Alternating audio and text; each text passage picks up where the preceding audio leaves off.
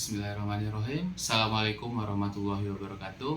Perkenalkan, nama saya Diki Wahyudi dengan NIM 211011401544. Nah, di sini saya akan menjelaskan dan membuat video dengan mata kuliah Interaksi Manusia dan Komputer dengan dosen pengampunya Ibu Intan Kumalasari, Eskom Mkom. Nah, pada kesempatan kali ini saya akan menjelaskan tentang groupware. Nah, apa sih yang dimaksud dengan groupware ini? Groupware adalah istilah untuk perangkat lunak atau sistem yang dirancang untuk mendukung kerjasama kelompok. Nah, dengan kata lain, teknologi ini dibuat dan dirancang untuk kerjasama tim dan kelompok. Ini adalah teknologi yang memudahkan sekelompok orang untuk berkomunikasi, berkoordinasi, dan berkolaborasi baik secara langsung maupun tidak langsung dari tempat yang sama ataupun pada tempat yang berbeda. Nah, beberapa contoh aplikasi groupware yang sering kita gunakan pada kehidupan sehari-hari. Contohnya yang pertama ada Google Doc. Pada Google Doc ini kita bisa menulis bersama secara real time. Yang kedua ada aplikasi Zoom atau Microsoft Teams. Aplikasi ini digunakan untuk rapat online dan diskusi jarak jauh. Nah, yang ketiga ada Trello, Nation atau Asana. Pada Trello, Nation atau Asana ini digunakan pada manajemen proyek dan pembagian kerjasama tim.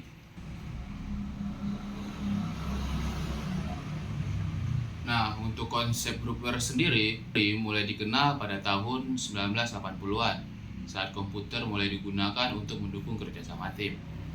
Pada zaman dulu kolaborasi dilakukan secara fisik. Nah, untuk contohnya itu seperti rapat di ruang konferensi.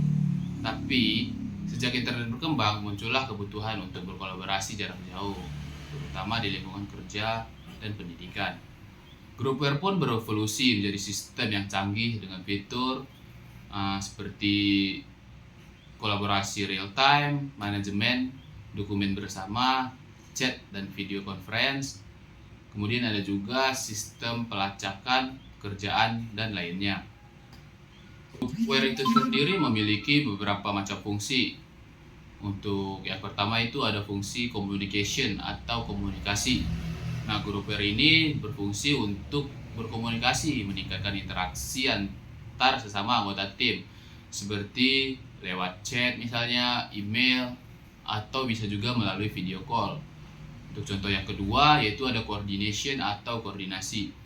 Nah, pada koordinasi ini berfungsi mengatur siapa saja yang mengerjakan apa dan kapan deadline-nya dan bagaimana pekerjaan itu terhubung. Untuk yang ketiga yaitu ada fungsi collaboration atau kolaborasi. Pada fungsi ini mendukung kerja sama dalam satu proyek, seperti menulis laporan, memberi desain atau menyusun jadwal kerja. Groupware yang baik harus mampu memfasilitasi ketiga fungsi yang sudah saya sebutkan tadi dengan antarmuka yang efisien, mudah dipahami, dan ramah pada pengguna. Untuk pada jenis-jenis groupware berdasarkan waktu dan lokasi, menurut konsep klasik dalam CSCW atau Computer Support Operation Work, pengguna groupware bisa dibedakan berdasarkan waktu dan tempat kolaborasi. Ada 4 kategorinya. Yang pertama yaitu ada sometime, someplace, yaitu waktu yang sama pada tempat yang sama juga. Contohnya seperti rapat tatap muka dengan bantuan papan tulis atau smartboard atau semacamnya. Nah, yang kedua itu ada sometime different place, yaitu waktu yang sama dan tempat yang berbeda. Nah, contohnya yaitu kita mengerjakan sesuatu pada waktu yang sama namun pada lokasi yang berbeda, bisa melalui vid call atau via Zoom. Yang ketiga itu ada different time, some place, yaitu waktu yang berbeda dan tempat yang sama. Contohnya satu komputer dipakai bergantian oleh anggota tim untuk mengerjakan bagiannya masing-masing. Yang keempat itu ada different time, different place, yaitu waktu yang berbeda pada tempat yang berbeda juga. Contohnya diskusi lewat Google Doc, kemudian komentar di Trello atau email. Nah, dengan memahami jenis-jenis ini, kita bisa merancang antarmuka groupware yang sesuai dengan kebutuhan para penggunanya. Nah, dalam mata kuliah interaksi manusia dan komputer, salah satu fokus utama adalah bagaimana desain antarmuka mempengaruhi kenyamanan dan efektivitas para penggunanya. Dalam konteks groupware, tantangannya lebih kompleks. Karena apa? Ya karena kita tidak hanya mendesain untuk satu pengguna, tetapi untuk banyak pengguna sekaligus. Beberapa tantangan pada groupware misalnya salah satunya yaitu ada sinkronisasi real time tanpa konflik edit. Untuk contoh selanjutnya, contoh kedua itu ada indikator aktivitas pengguna lain. Kemudian ada juga manajemen hak akses, siapa boleh melihat, mengedit, atau mengomentari. Kemudian juga ada notifikasi yang tepat, tidak terlalu banyak tapi juga tidak tertinggal informasi penting. Pada mata kuliah interaksi manusia dan komputer ini juga mengajarkan pada kita untuk melibatkan pengguna dalam proses desain, melakukan uji coba antarmuka, dan memperhatikan aspek kognitif dan sosial dalam berkolaborasi.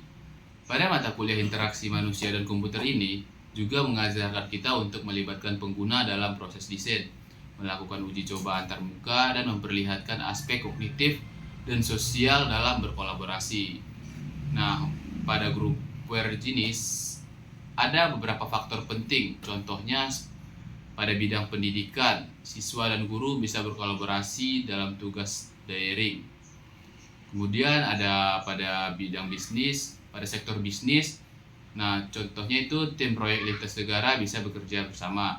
Kemudian ada layanan kesehatan, dokter, perawat, dan apoteker bisa berbagi informasi. Pada intinya, groupware bukan hanya soal teknologi, tapi juga bagaimana teknologi membantu interaksi manusia secara efektif dan efisien.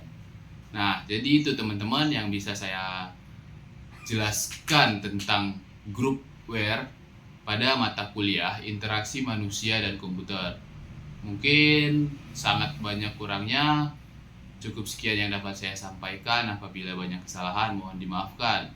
Sekian dari saya. Assalamualaikum warahmatullahi wabarakatuh.